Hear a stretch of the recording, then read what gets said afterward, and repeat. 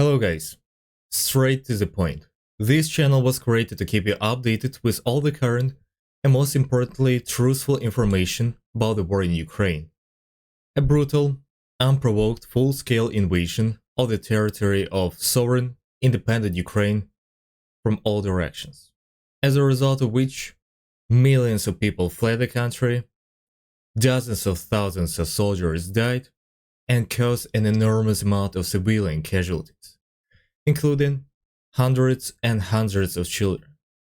My goal is to be dedicated to finding accurate information on important issues.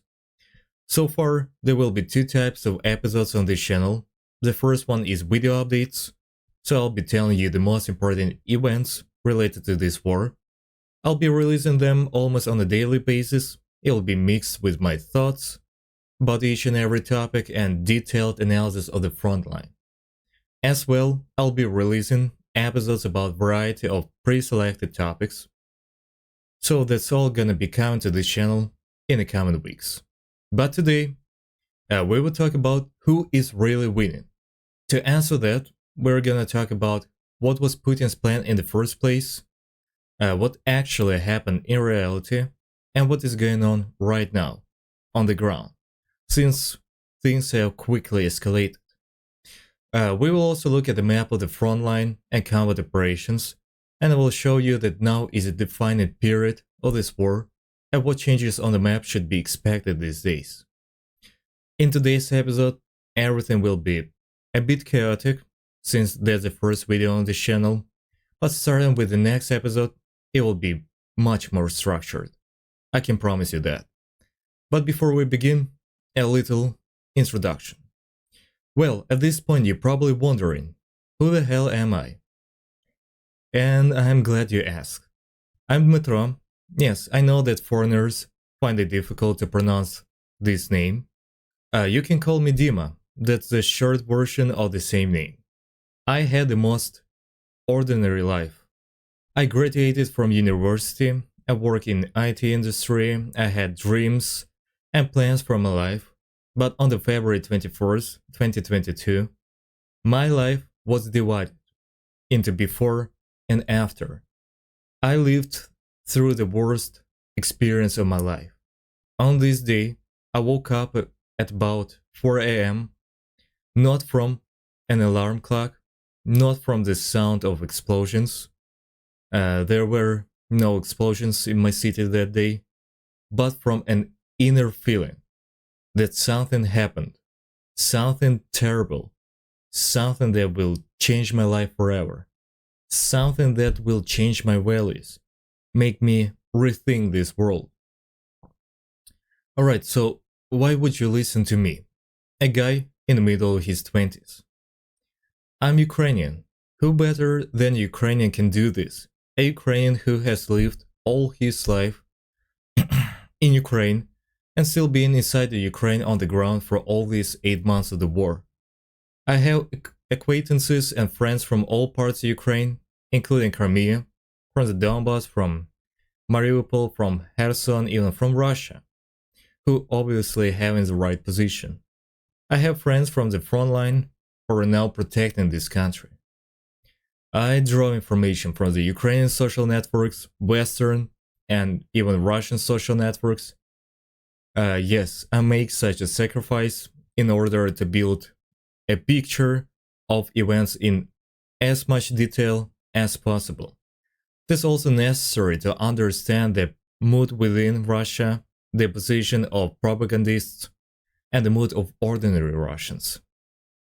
Right, like most of the world's TV channels cover events in Ukraine, especially well cover CNN, BBC, Sky News, DW News and others, but let's be honest.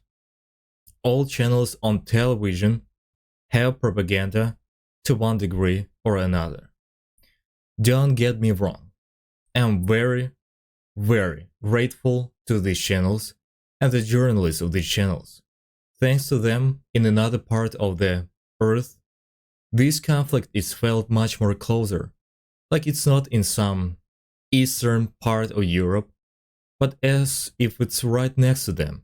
As a result, the attention and support of the citizens of these countries increases in favor of Ukraine. And now I've decided to create this channel. Why? I see that people from the Western countries are less and less interested in events in my country. People began to get tired of this war, and there is less and less coverage of events on foreign channels. But this is very important to keep world's attention so that no one forget about us. Because the support of citizens of the United States or European countries is equal to the military and political support of the leaders of the state toward Ukraine. I thought for a long time about how else I can be useful and what I can do to bring our victory even a little closer, and decided to create this particular channel to cover information as accurately as possible. So let's start talking about today's topic. Let's start with how Putin saw the invasion when he planned it and what went wrong for him. Before the invasion, he repeatedly claimed that there was no such country as Ukraine, and that it was completely created by Russia. And interestingly, he called the collapse of the Soviet Union the greatest geopolitical tragedy of the 20th century. I guess it tells something about him. He believes that this invented country, a fake Ukraine, was influenced by the United States, and Zelensky is basically just a Biden's puppet. What was the initial Putin's plan? This war, in Putin's head, should have been won instantly, in a matter of days or weeks. His troops simultaneously launched an offensive in the southeast and north with a plan to capture the capital, Kyiv. If you want to conquer a country, you have to capture the capital first. That's the plan. The goals of this war, according to Putin, were the denazification of Ukraine. He's claiming that Ukraine is full of Nazis, and our government, with the President Zelensky, like all of them, are neo-Nazis as well. Here, I don't want to spend time explaining why this isn't true. He wanted a demilitarization of Ukraine, military neutrality, and the Ukrainian surrender from the Donetsk and Luhansk regions. But now it is clear that Putin and his advisors severely miscalculated the whole situation. His invasion had immediate and very large red flags straight from day one. It seems that Russia was operating on a very faulty intelligence when they launched this invasion. Putin thought that Ukraine was not ready for the invasion and that Ukrainians will welcome Russian soldiers with open arms. So it didn't age well, did it? But instead, Russian army was welcomed with Molotovs and javelins. They greatly underestimated the Ukrainian military forces. That's a problem with being a dictator surrounded by yes men. They will not tell you the truth. They tell you exactly what you want to hear.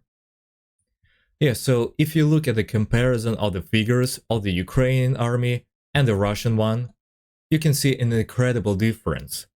We were outnumbered in everything. Yes, at the beginning of the war, we did not yet have Western equipment. We still were based on outdated Soviet equipment. But let's not forget that after the events of 2014, after the annexation of Crimea, NATO conducted military exercises for a large portion of our military.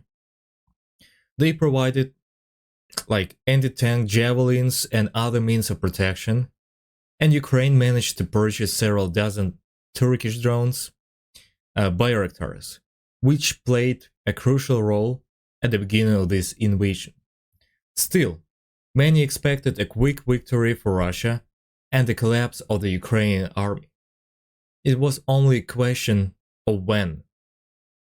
But the Ukrainian army has defied the odds by standing tall, despite the overwhelming advantage in firepower Bad planning by Russian command resulted in inability to conduct major offensive operations. Also, I would say poor logistical preparation, low morale, inability to ensure air domination, although I still don't understand why this didn't happen. All of that combined has made the Russian war effort to go horribly wrong. It is the 8th month of the war. Let's take another look at Putin's original goals. I wonder how many of them Russia has achieved. Let's start with denazification. After the second month of the war, like almost no one in Russia mentioned this point among the other goals anymore. Miraculously, everyone forgot about it. Move on, demilitarization of Ukraine. With the help of our Western partners, we were just pumped with the most advanced weapons of NATO. Our army cannot be called one of the most advanced in the whole of Europe. And ironically, Russia is the second largest supplier of weapons to Ukraine after the United States, if not the largest. I can't tell you just how much exactly, but an incredible number of tanks, armored vehicles, artillery, ammunition have become trophy gifts to the Ukrainian army after all sorts of retreats of Russian forces. I'll tell you what, directly supplying your enemies with more heavy equipment than they had before you started fighting is not the best way to win a war. That's a fact. Instead, Russia lost an enormous amount of its own equipment, and they won't be able to restore it anytime soon because of the Western sanctions. They didn't want an expansion of NATO. Instead, Finland and Sweden joining NATO, as well as Ukraine itself, is applying for NATO membership. Thanks to Putin, Ukraine is united as never before, European Union is united as never before, and NATO has a new purpose. And guess what? They're united as never before. Great job, Putin. Geopolitical victory after geopolitical victory. So, I'm here to claim that Ukraine is winning this war, and here is why. I will not analyze in detail the entire war. There's a lot of better documentary videos out there on YouTube, but let's go through briefly on the facts. This war can easily be divided into 3 phases. This is the beginning of the invasion, Russian hopes for an easy victory, the capture of Kherson, the siege of Kharkiv, the siege of Kyiv, as a result of which Russia was forced to retreat with incredible large casualties from Kyiv, Chernihiv, and Sumy regions. This is where I would finish the first phase. Then the phase of the war of attrition.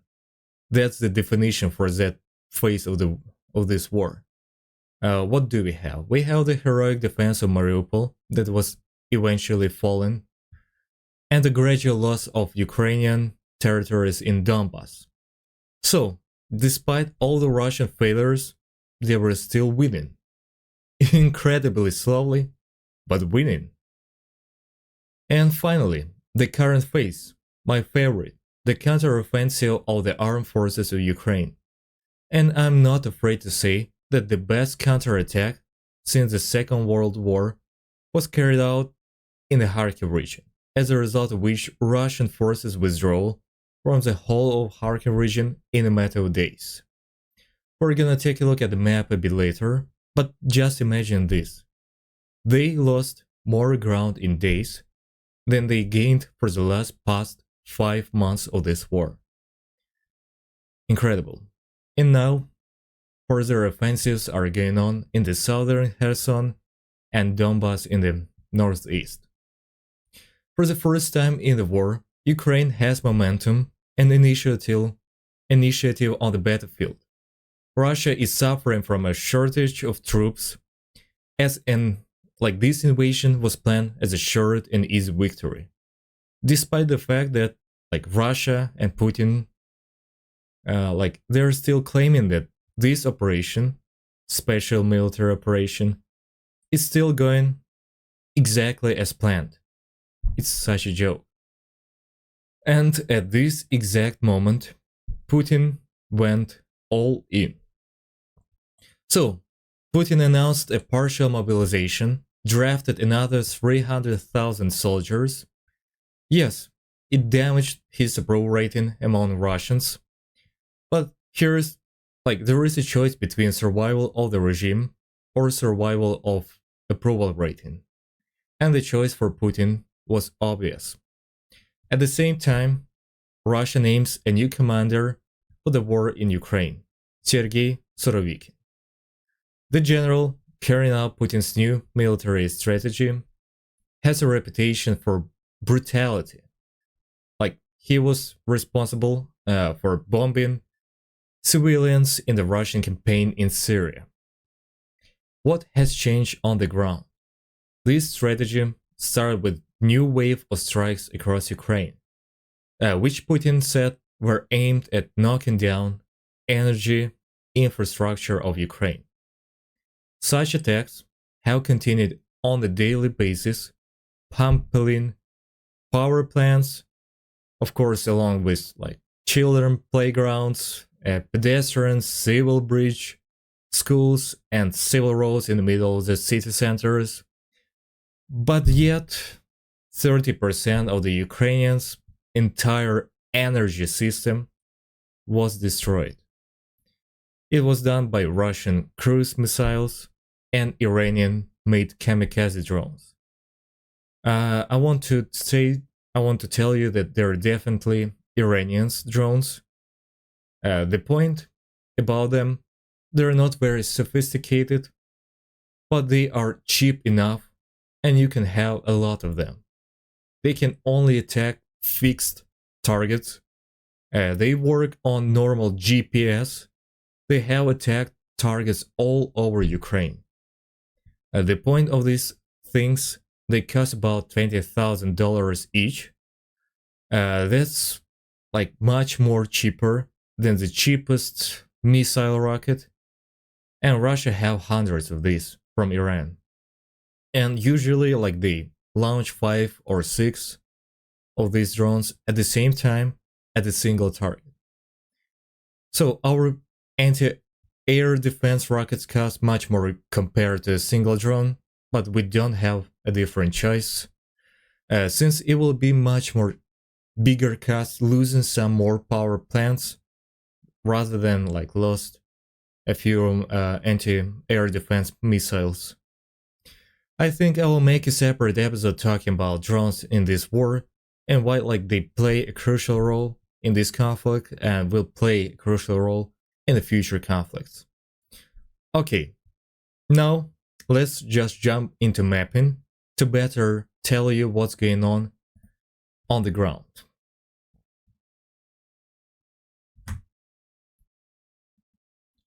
Okay, here you can see this is the map created by the Ukrainians, which shows the situation on the front exclusively from the official confirmations.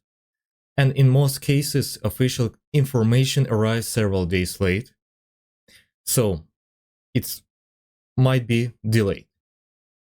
Let's see. Green color, this is the liberated territory from invaders, or as Russia calls it, gestures of goodwill. Blue color, that's like where a large volume of the Ukrainian armed forces is located. And accordingly, the red color is the temporarily occupied territory of Ukraine. Now we have 4 main fronts. Let me just draw it on the map. 1 second. So basically we have a Luhansk front, Donetsk front, Zaporizhia front, and the Kherson front on the south.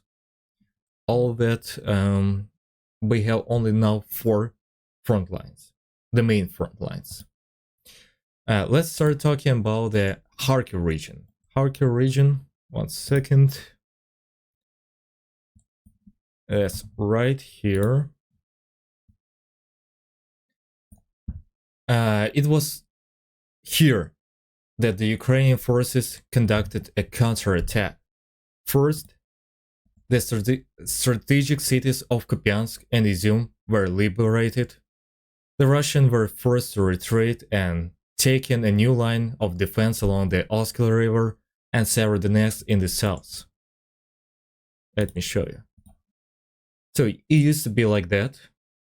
We took Malaklia, we took Kupiansk right here, right on the Oskil River. Then they had to retreat from Izium, and in such case, they created a new defensive line right alongside Oskil River right here and Severodonetsk River right here. But once again, they also failed here, and now they have built a new line of defense along cities of Svatove and Kremina. So once again, we got a new strategic cities of Liman. That's like a railway hub right here. That's a very important city for both militaries. So now they build the last defensive line, on my opinion, in the whole of this chunk of the land. So this line goes from this city of Svatove and this city of Kremina. Let me just get it a bit closer. So basically, these defensive lines goes like that. So let me explain why both of these cities are very important. In fact, this is the last line of defense for the Russians in this area, on my opinion. If the Ukrainians take Svatove, that means that the entire northern part of the Luhansk region will return to the Ukrainian control within a few days. The Russians will force to retreat because, in fact, like there is no place, like no big cities, no place to build a new line of defense here. And Kremina on the south right here, that is very important as well, because if we capture this small town, the Severodonetsk and Lysychansk, two major cities in the Lugansk region that was fallen since the 21st of February, since the full-scale invasion of the Russian forces, they will be in semi-encirclement. And that means sooner or later we will also take them. But the question is whether we will have enough time to do all of that before the start of the winter. And the winter is coming. So let me explain how Ukrainian forces is so fast in the counter-offensives. We are pumping with every single artillery piece of equipment that we have, and then trying to encircle certain areas. Then the Russian forces have no choice but to retreat when the encirclement is almost over. That's our strategy, and it works just perfectly. Alright, let's move on to the next direction. 1 second. Here we have the Donetsk region. As you can see, we still control a huge chunk of the Donetsk region, including a big cities of Slovyansk, Kramatorsk, and we have Bakhmut over here. But it's like smaller city, but still a strategic, important city. So, like the only place where the Russian are now trying to attack them on all directions is here in this area of the city of Bakhmut. Actually, the best private Russian military group that is called Wagner is fighting here. They've been trying to take this city for months, and they are having a fail after fail. So if you will ask you whether this city will fall, it might fall, but it will not fall anytime soon. Ukrainian forces are standing tall and defending this city. Alright, let's move on to the south.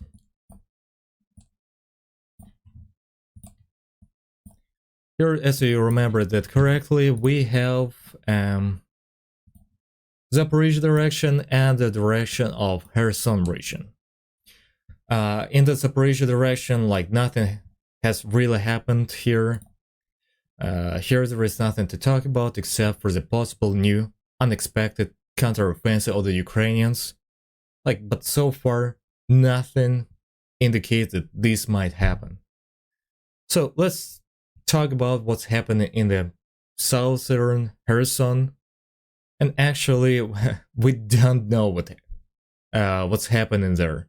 Ukraine conducted a complete news blackout. And when Ukrainians have news blackouts, that means that something big is going on. We are always done this before, when there is a big offensive push going on. So something big is happening there, but it might not work. We will see. There's a lot of Russians there trying to defend it, because if Kherson will fall, there will be a major failure for Putin's army. But if we are going to have some success in that direction, first of all, Russians will retreat from those areas. Let me just draw it here. So here we have, once again, Ingles River. If we will have success, they will retreat from all of this area right here till the Ingles River, and also they might lose like a chunk of land right here. But that's, on my opinion, that's the maximum that what might happen in the near future, in the coming weeks. Whether we will be able to take the Kherson city itself till the beginning of the winter, I cannot tell you. The chances are small, but I believe in our military. We will see. So basically, that's gonna be all for today. I hope you enjoyed it. This is a newly created channel, so the YouTube algorithm works in such a way that it's promoted by the likes and comments, so let's agree right away. If you like what I'm doing, I will ask you to hit the subscribe button right below, to hit a like. I spent a lot of effort and time creating this channel, and I hope for positive feedbacks. For my part, I can promise you that I'll be releasing new videos on this channel on a regular basis for as long as it takes. Till the next time, guys.